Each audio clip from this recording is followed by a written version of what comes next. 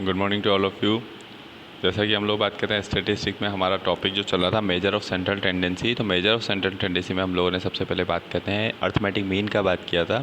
तो arithmetic mean के हम लोगों ने फॉर्मूले देखे थे। डायरेक्ट जो अर्थमेटिक मीन है तो किस में था, अपनी 3 सीरीज़ होती हैं, individual, discrete and the continuous series. ठीक है, इंडिविजुअल सीरीज़ में डायरेक्ट मेथड का फॉर्मूला हम लोगों ने देखा sigma d upon sigma x upon n, या फिर ठीक है। फिर बात करें डिस्क्रीट सीरीज, तो डिस्क्रीट सीरीज में हम लोगों ने डायरेक्ट मेथड देखा था sigma f x upon n, या फिर सिग्मा डी बोल सकते हैं, सिग्मा एफ भी बोल सकते हैं। इसके बाद बात करते हैं कंटिन्यूस सीरीज, वहाँ पे भी हम लोगों ने देखा था sigma f x upon n. इसके बाद बात करते हैं जब शॉर्टकट मेथड की बात करें, शॉर्टकट मेथड में डायरेक्ट मेथड में तो यूज़ में नहीं लेते, ठीक है। डिस्क्रीट तो यहाँ पे बात करते हैं हम लोग कि जो इंडिविजुअल सीरीज होती है वहाँ पे तो शॉर्टकट की रिक्वायरमेंट नहीं होती है। बाकी डिस्क्रीट और कंटिन्यूस सीरीज में बात करते हैं तो यहाँ पे हमारे पास एक्स और एफ दोनों दे रखी होती है। तो हमारे पास फॉर्मूला क्या था उसका, A plus sigma F D X upon N. D X कैसे कैलकुलेट करना था, एक्स माइनस ए, ठीक है। इसके बाद बात करें स्टेप डिवीजन मेथड था, तो वहाँ पे हम लोग क्या करेंगे, जो भी वैल्यू हमारे पास एक्स की सबसे बड़ी वैल्यू होगी तो एक कॉमन वैल्यू को लेकर के उसको मल्टीप्लाई बाय सी कर देंगे। ये हम लोगों ने लास्ट टॉपिक देखे थे। अब यहाँ पे देखिए इस तरीके से क्वेश्चन दिए हुए हैं अपने को आगे के और भी, तो वो देखते हैं। Calculation of the arithmetic in the case of the cumulative frequency distribution. अगर हमें कम्युलेटिव फ्रीक्वेंसी दिया हुआ है तो दैट टाइम पे हम लोग किस तरीके से जो अर्थमेटिक मीन को कैलकुलेट करेंगे। जैसे क्वेश्चन दिया हुआ है marks in the student in marks in statistics of the student in the class 11 are given as a below, find out the arithmetic mean less than 10 less than 20, इस तरीके से दिया हुआ है। और आगे अपने को दे रखी है नंबर ऑफ स्टूडेंट की रेगुलरली कंटिन्यू इंक्रीज हो रही है, तो वो क्या दे रखी है अपने को, कंटिन्यूस वो दे रखी है अपने को, कम्युलेटिव फ्रीक्वेंसी दे रखी है। तो सबसे पहले तो बात करते हैं हम लोग हमारी जो क्लास है उसको नॉर्मल क्लास में कन्वर्ट करेंगे। तो सब में कितने का डिफरेंस चल रहा है, 10 का, तो 0 to 10, 10 to 20, 20 to 30 कर देंगे।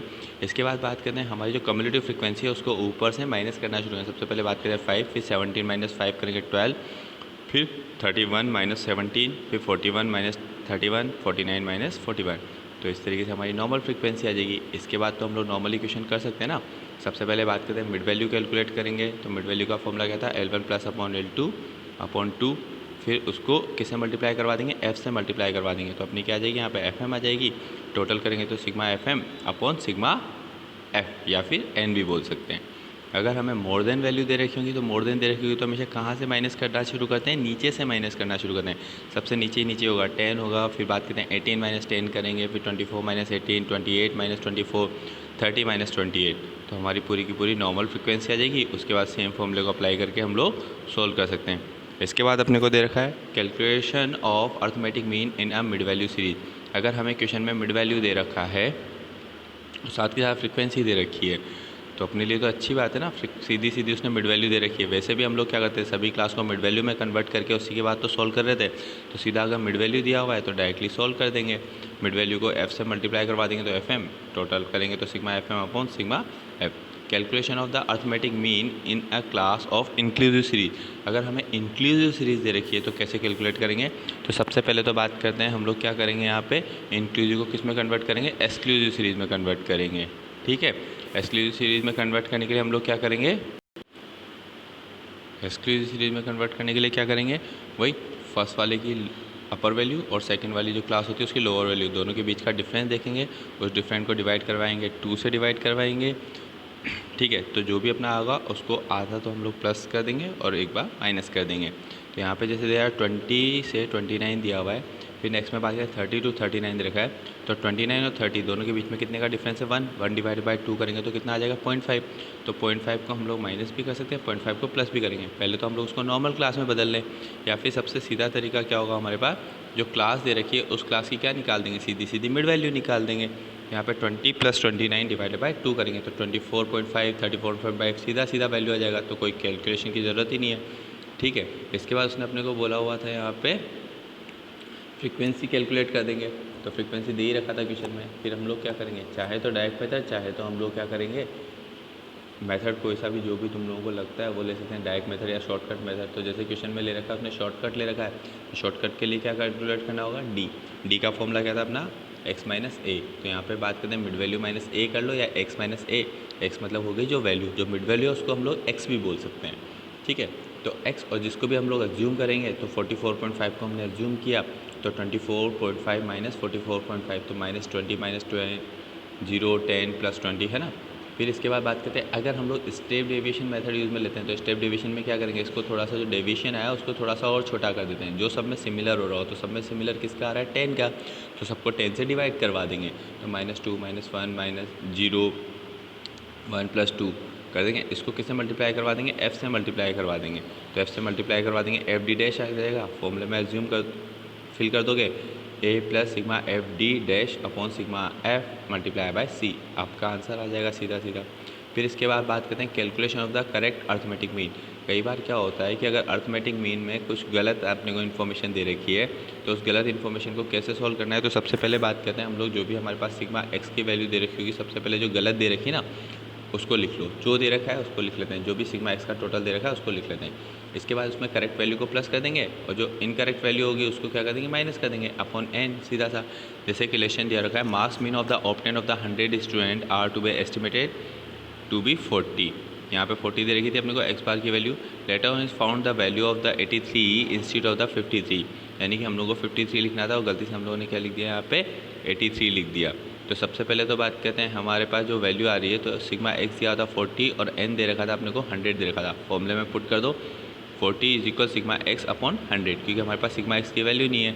40 मल्टीप्लाई बाय 100 करेंगे तो कितना आ जाएगा, सिग्मा x की वैल्यू कितनी आ जाएगी, 4000। ये रॉन्ग थी। अब अपने को जो है वैल्यू निकालनी है, तो सबसे पहले तो रॉन्ग वैल्यू थी 4000। अब बात करते हैं उसमें जो रॉन्ग वैल्यू थी उसको तो क्या करेंगे, माइनस, और सही वैल्यू को प्लस कर देंगे। तो 53 प्लस करके 83 को माइनस कर देंगे, डिवाइडेड बाय 100 करेंगे तो अपना आंसर आ जाएगा। Finding the missing values, next topic आता है। अगर कोई वैल्यू मिसिंग कर रखी है तो उसको भी हम लोग सेम फॉर्मूले को पुट करके और आंसर निकाल सकते हैं। ठीक है, तो जो भी अपने को दे रखी होगी उसको क्या मान के एज्यूम कर लेंगे, हम लोग x एज्यूम कर लेंगे। ठीक है, तो x एज्यूम करके फॉर्मूले में पुटअप करोगे और आराम से आपका आंसर आ जाएगा। ठीक है, तो ये हम लोगों को टॉपिक दे रखी है। फिर इसके बाद बात करते हैं हम लोग सेकेंड नंबर पे, ये तो थे सब सिंपल एवरेज। इसके बाद बात करते हैं वेटेड एवरेज मीन। तो वेटेड एवरेज के लिए ध्यान रखना है, सिंपल सा है। We have so far of the discuss of the simple arithmetic mean. In the simple arithmetic mean, all the item of the series are the taken of the equal significance.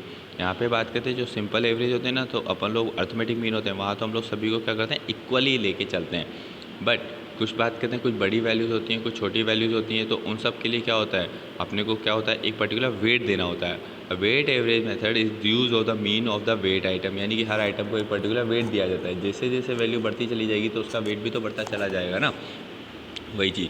तो इसका जो wait का जो formula होता है वो क्या होता है अपने पास, एक्स बार। यहाँ पे बात करते हैं अर्थमेटिक वेटेड एवरेज मीन निकालना है तो एक्स बार और शॉर्ट में दिखा देंगे डब्ल्यू से दिखा देंगे। इसका फॉर्मूला क्या हो जाएगा, sigma WX upon sigma W। जैसे अपने को वैल्यू दे रखी है, उसने अपने को एक्स दे रखा है और उनका वेट भी दे रखा है।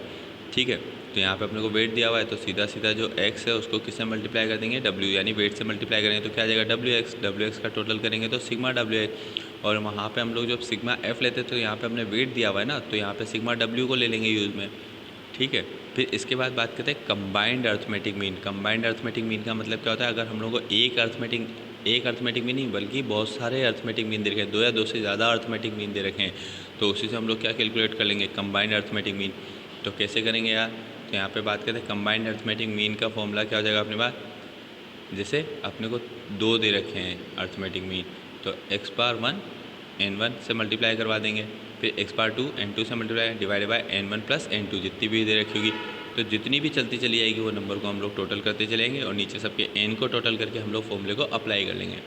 जैसे इलेक्शन दे रखा है अपने को 60 student in a section A of the class 11 obtained of the 40 mean marks in a static and the 40 student in the section B obtain the 35 marks in a static. Find out the mark of the statistic for the class 11th as a whole. अपने को पूरा calculate करना है, तो यहाँ पे बात करते हैं n1 दे रखा है अपने को 60 का, x बार दे रखा है 40, फिर दूसरे में बात करते हैं n2 है 40 और x बार दे रखा है अपने को कितना 35।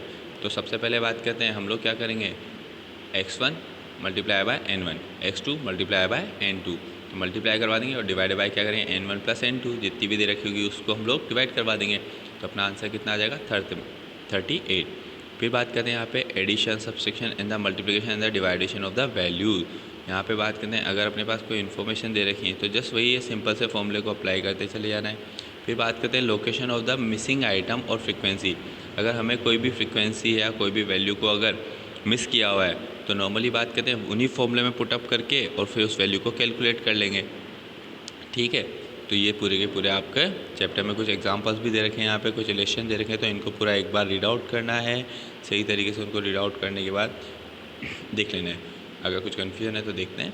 फिर बात करते हैं merit and the demerit of the arithmetic mean. तो अर्थमेटिक मीन के मेरिट क्या क्या है, सबसे पहले बात करते हैं इसके मेट्रिक क्या है। सिंपल है, आराम से, सर्टेनिटी है। नॉर्मली बात करते हैं जो भी वैल्यू होते हैं तो उनके आसपास होते हैं। Based on the all item, ये सभी वैल्यूज़ को, सभी आइटम्स को कहीं ना कहीं मीन दे के चलता है ना, रिप्रेजेंट करता है। फिर algebraic of the treatment, algebraic mean is the capable to the further of the algebraic treatment, इसको कहीं पे भी यूज़ में लिया जा सकता है ईजीली। फिर स्टेबिलिटी, इसकी जो वैल्यूज़ निकलती हैं वो कम से कम थोड़ी स्टेबल होती हैं। कंपैरिजन, ये किसी से भी इजीली कंपेयर किया जाता है। एंड द एक्यूरेसी टेस्ट, तो लगभग ये जो है तो इसको क्या किया जाता है, एक्यूरेसी के लिए भी रिप्रेजेंट कर सकते हैं। इसके डीमेरिट्स क्या क्या हैं, सबसे पहले बात करते हैं effect of the extreme value. The main defeat of the arithmetic mean is that the distort by extreme value of the series, यानी कि जो भी वैल्यूज़ दे रखी होती है ना, उन सब वैल्यूज़ का बहुत अलग ही आंसर लेकर के जाता है। क्योंकि वहाँ पे क्या होता है, कुछ वैल्यूज़ बहुत बड़ी है और कुछ वैल्यू बहुत छोटी है, तो हमारे पास उसकी इन्फॉर्मेशन नहीं है। और वहाँ पे जब एवरेज निकलेगा तो एवरेज तो क्या होगा, लगभग सबका सिमिलर होगा। फिर बात करते हैं mid value may note the figure of the series at all. तो बेसिकली बात करते हैं यहाँ पे जब भी हम लोग क्या करते हैं, मिड वैल्यू की बात करते हैं, the mean value may note figure the series at all. तो यहाँ पे बात करते हैं जो भी हमारा आंसर निकलता है, कई बार तो आंसर ही बहुत अलग चला जाता है हमारे पास, तो जो कहीं पे सीरीज़ में अवेलेबल ही नहीं होता।